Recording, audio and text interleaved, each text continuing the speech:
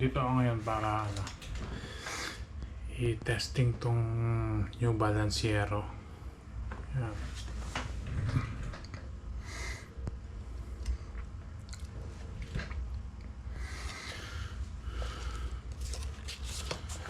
So, ang specs niya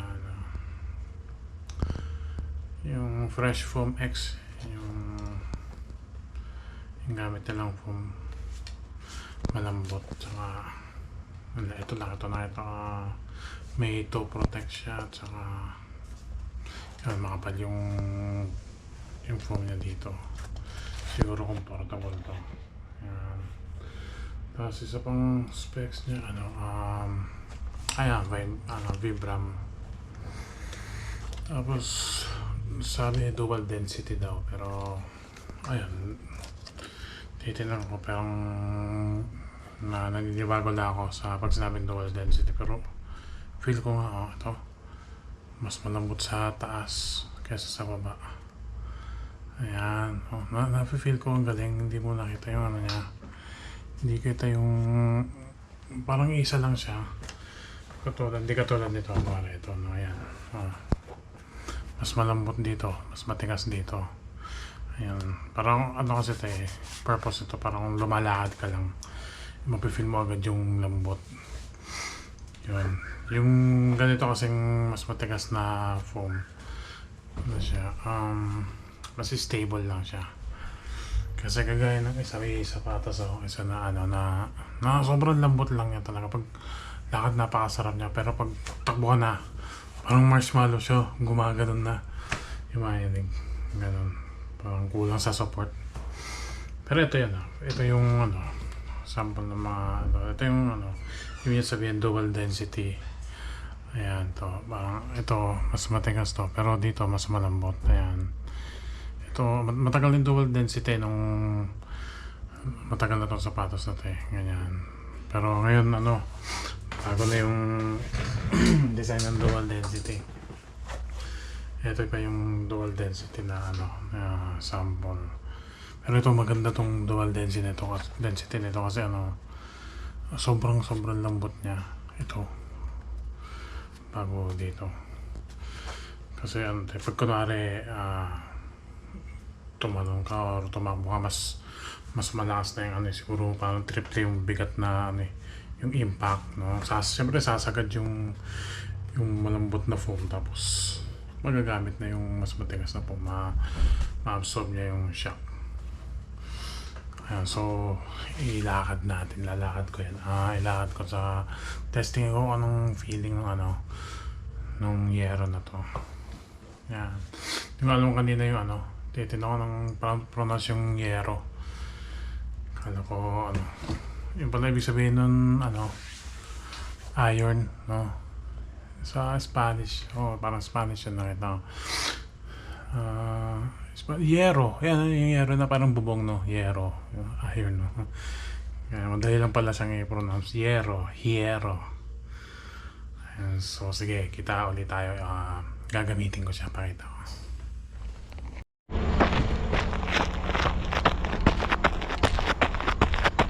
Kaya natin pagdali yung harap.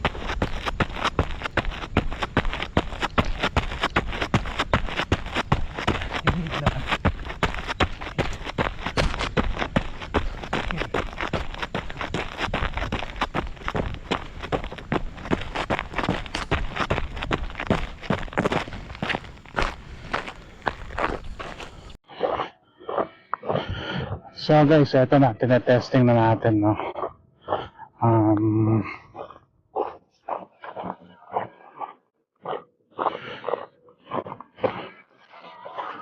tinetesting na natin,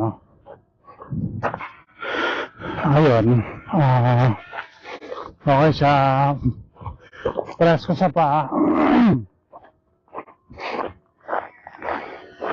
ayun, kaya natin itakbo.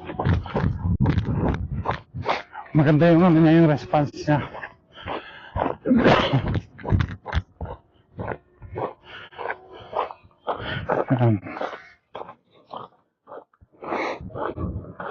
Sarap siyang isuot, sarap. Kaya titignan ko. Sama hapit siya.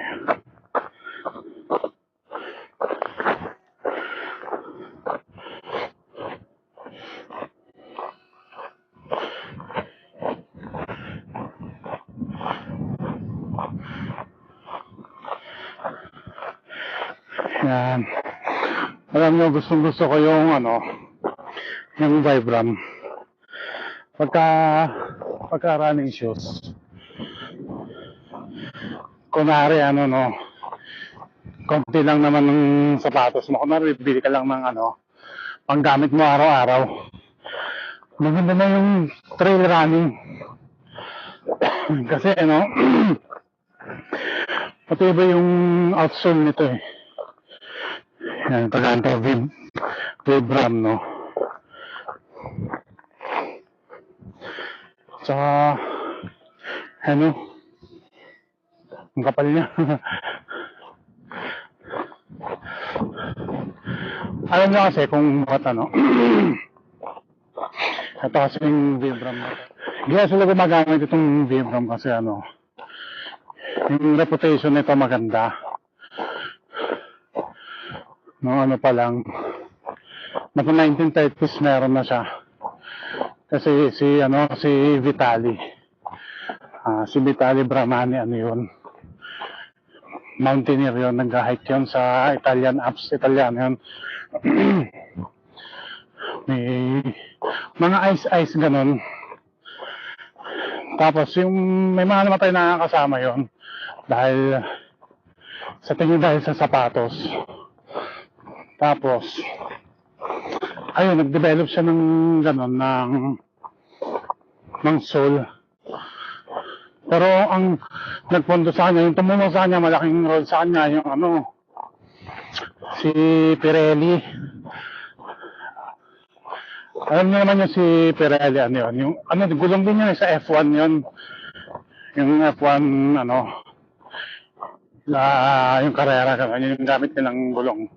Yun yung yung gulong ngayon ng F1. Ganon. Kaya solid din.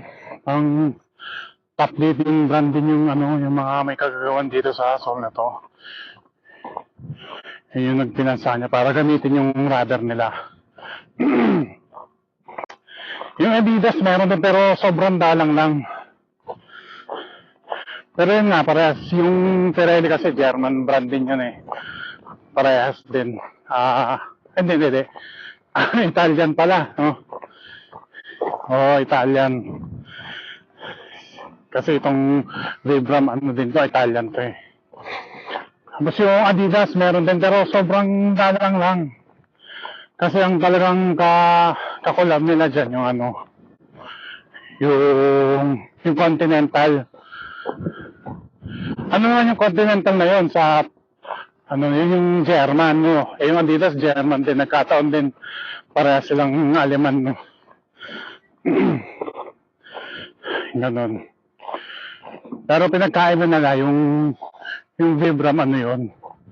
Buo na yung sole na ikukunin ng mga shoegan, no? Tapos, yung sa Continental naman, parang yung rubber lang nila sila na magdidesign yung Adidas. Meron pa yung Michelin, F130 yung sa Under Armour. Nung gumagamit ng Michelin yung Under Armour. Matindi rin yung mga gamit yun eh. Tapos,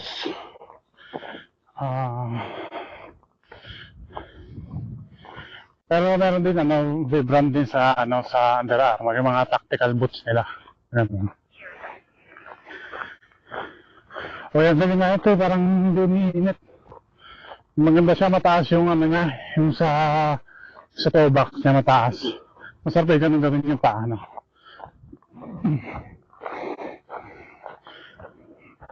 Ayan.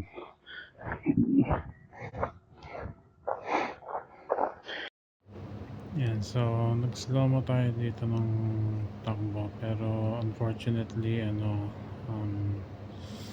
lubog na yung araw, medyo madilim na. Siyempre pag slow mo mahina. yung mataas pa sa kanya.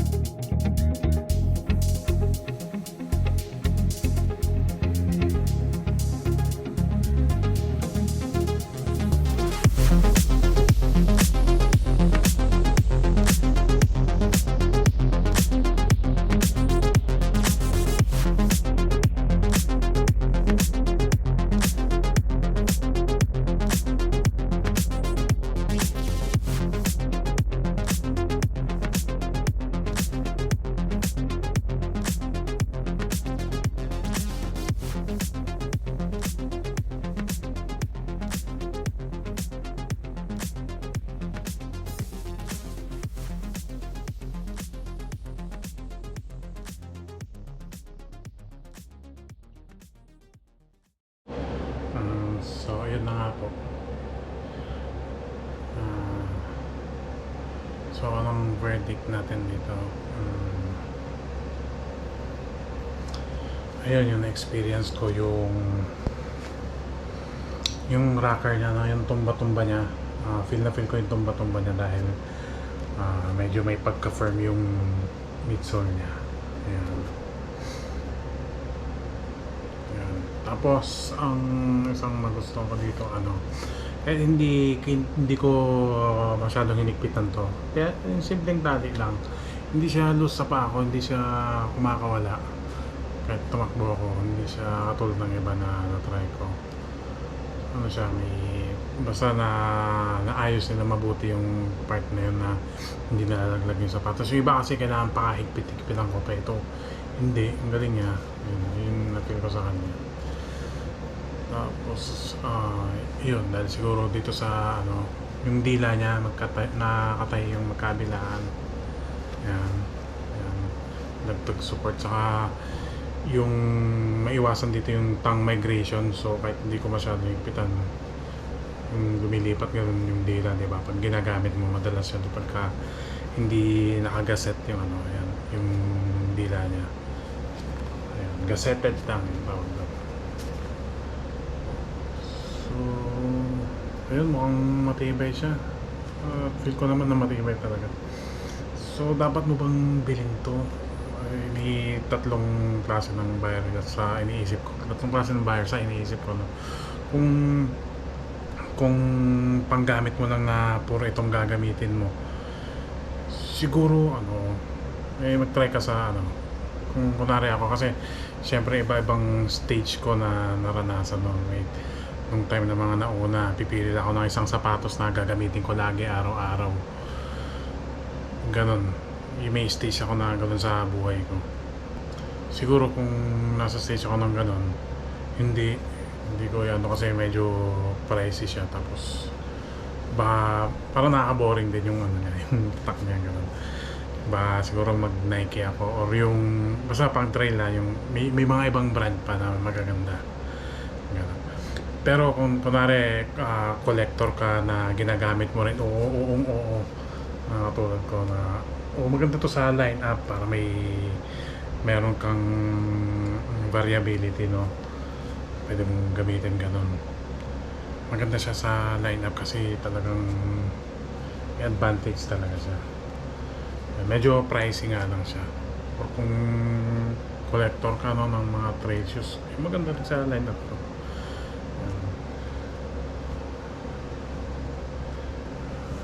So, ayun siya yun. Pa-subscribe na lang kung okay lang.